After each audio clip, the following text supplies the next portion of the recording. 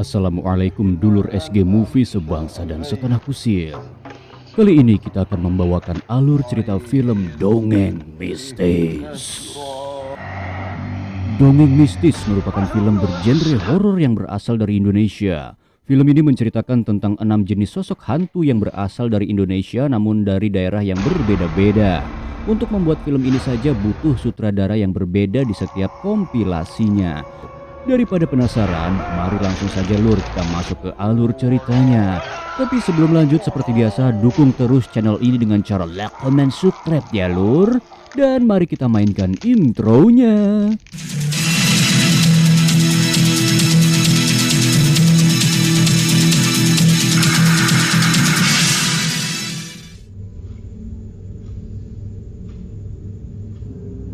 Di awal film kita diperlihatkan seorang wanita yang bernama Dina yang mendengar suara aneh dari luar kamarnya.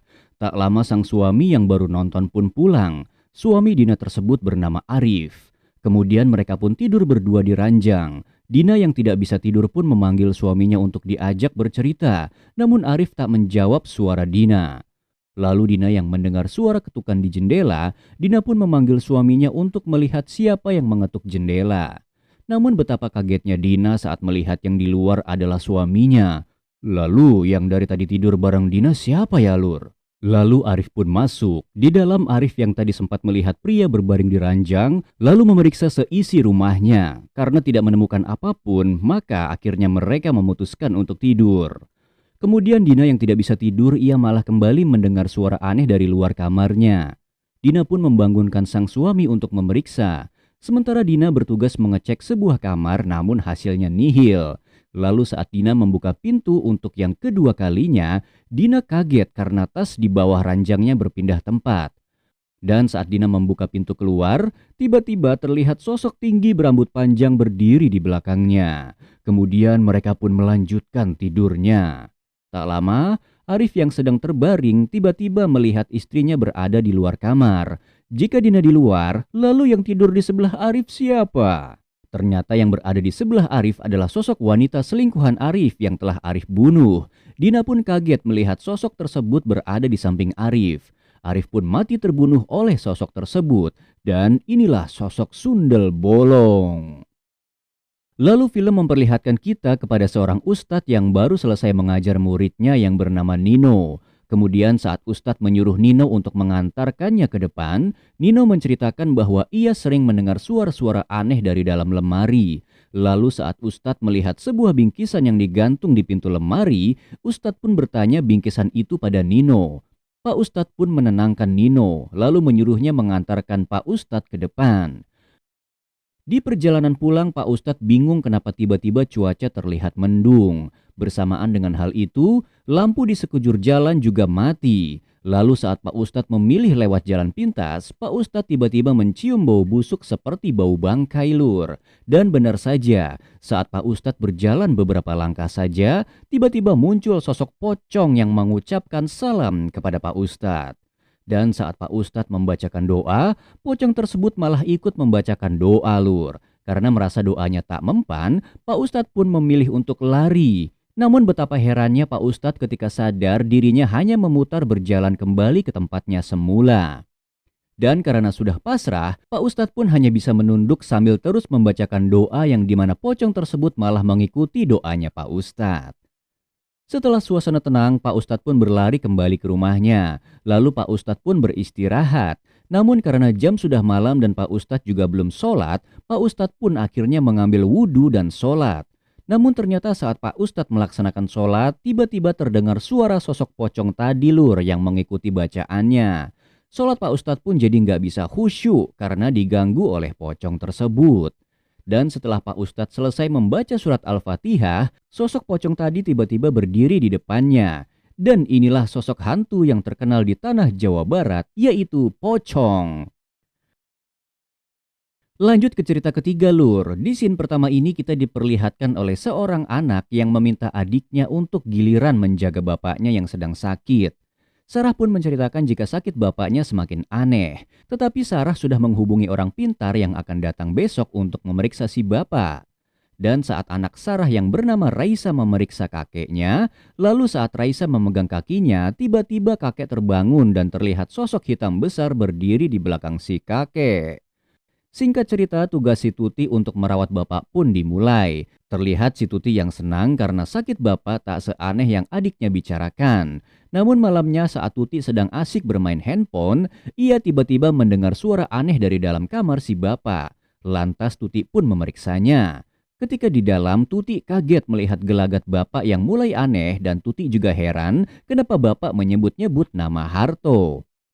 Keesokannya Tuti menceritakan kejadian semalam pada Sarah. Tak lama, Jeng Sekar pun datang. Lalu saat Jeng Sekar masuk ke dalam kamar si bapak malah marah-marah dan mengusir Jeng Sekar.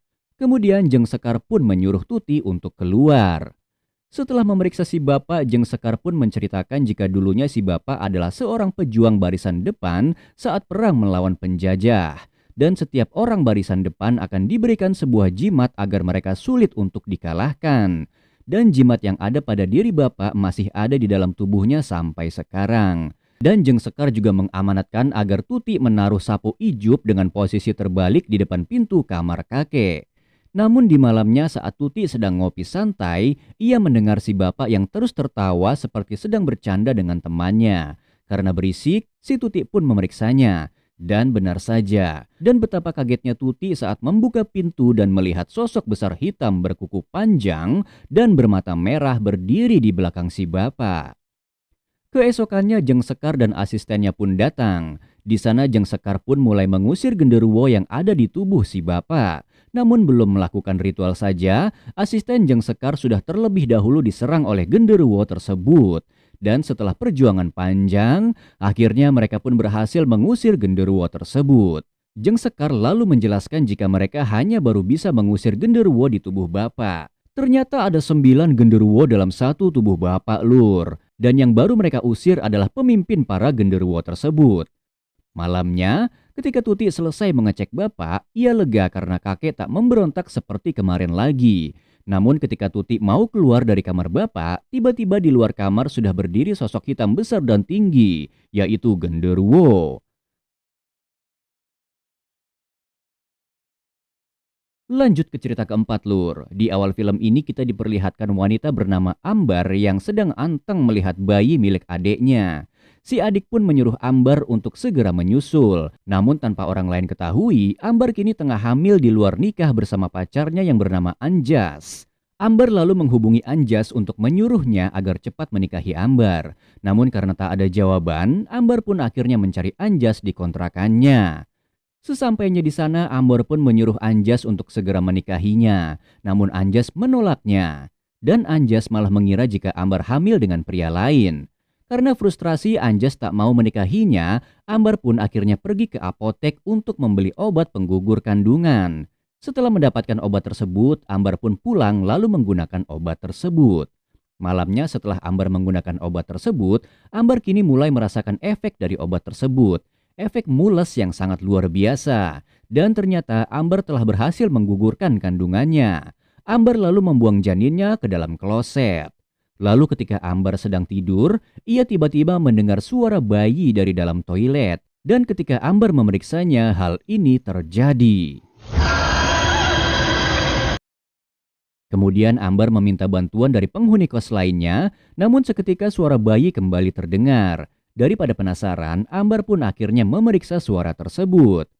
Ternyata Ambar kini tengah mendapatkan teror dari suatu sosok yang marah padanya. Namun ternyata itu semua adalah mimpi, Lur. Tapi suara bayi tadi juga kembali terdengar. Dan inilah sosok Bajang alias bayi Ganjang. Kemudian kita lanjut ke cerita nomor 5. Di awal cerita kita diperlihatkan seorang jurnalis yang sedang melihat video berbagai tanggapan dari orang-orang tentang Begu Ganjang. Tak lama kemudian seorang pria bewok datang dan memberi petunjuk tentang seorang laki-laki tua bernama Pak Sutan. Pak Sutan ini rumornya pernah membunuh tetangganya dengan Begu Ganjang. Nah, jadi maksud si bewok memberi petunjuk tentang Pak Sutan kepada Daniel adalah agar Daniel bisa mencari berbagai informasi tentang Begu Ganjang kepada Pak Sutan. Setelah mendapat alamat Pak Sutan, Daniel pun pergi menuju rumahnya. Sesampainya di rumah Pak Sutan, Daniel disambut oleh istri Pak Sutan yang menanyakan maksud kedatangan Daniel. Tak lama, Pak Sutan pun keluar dan menyuruh Daniel masuk. Di dalam, Daniel pun menjelaskan maksud kedatangannya kepada Pak Sutan. Di sana Pak Sutan mengatakan jika rumor tentang dirinya yang pernah membunuh tetangganya menggunakan begu ganjang hanyalah hoax. Ia pindah ke sana karena anaknya yang sangat ia cintai telah meninggal. Dan rumah yang biasa ia tempati itu selalu mengingatkan Pak Sutan pada anaknya yang telah mati. Setelah diberi izin oleh Pak Sutan untuk merekam penjelasannya tentang begu ganjang, Daniel pun merekamnya. Singkat cerita, malam pun tiba, dan Daniel masih berada di rumah Pak Sutan. Karena di luar cuacanya sedang hujan, Pak Sutan pun menyuruh Daniel untuk menginap di rumahnya. Setelah Daniel selesai menulis artikel, Daniel mencoba menghubungi temannya yang bernama Sony. Namun karena sinyal di situ sulit, Daniel jadi tak bisa menghubungi Sony. Karena tubuhnya bau, Daniel pun berniat untuk mandi. Dan setelah selesai mandi, ia lalu mencoba untuk tidur.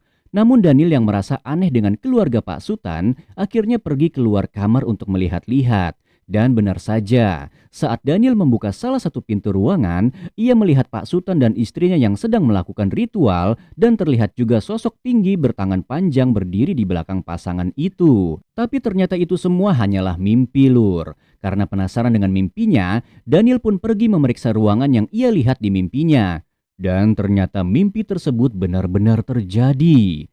Di ruangan tersebut Daniel menemukan sebuah sesajen dan 2 foto laki-laki yang sepertinya akan dijadikan tumbal oleh keluarga Pak Sutan.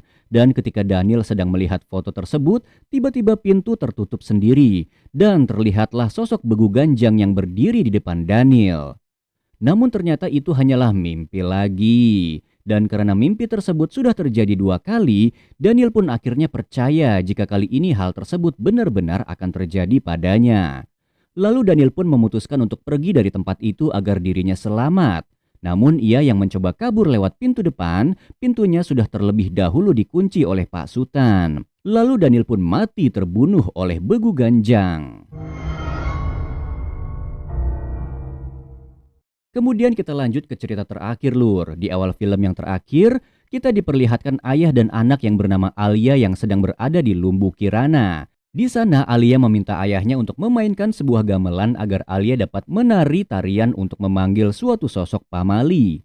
Awalnya sang ayah sempat menolak, namun karena Alia terus memohon kepada ayahnya, ayahnya pun akhirnya terpaksa mengikuti keinginannya. Alia lalu berubah pakaian dan mulai menari, namun di percobaan pertama ia gagal. Sang ayah yang melihat anaknya ingin menyerah pun langsung memotivasinya, dan kini Alia kembali menari. Ketika ritual hampir selesai, tiba-tiba warga setempat masuk untuk mencegah ritual tersebut. Beruntung ayah masih bisa bertahan untuk memainkan musiknya. Dan saat Alia akan dibunuh oleh para warga, seketika terlihat sosok yang membantai para warga di sana. Lalu terlihatlah sebuah sosok yang merupakan anak dari Alia. Sosok tersebut adalah Leak yang biasa berdomisili di Bali. Dan film pun telah berakhir. Oke Lur, matur nuwun buat kalian semua yang telah menyaksikan alur cerita dongeng mistis ini dari awal sampai selesai. Terima kasih dan wassalamualaikum warahmatullahi wabarakatuh.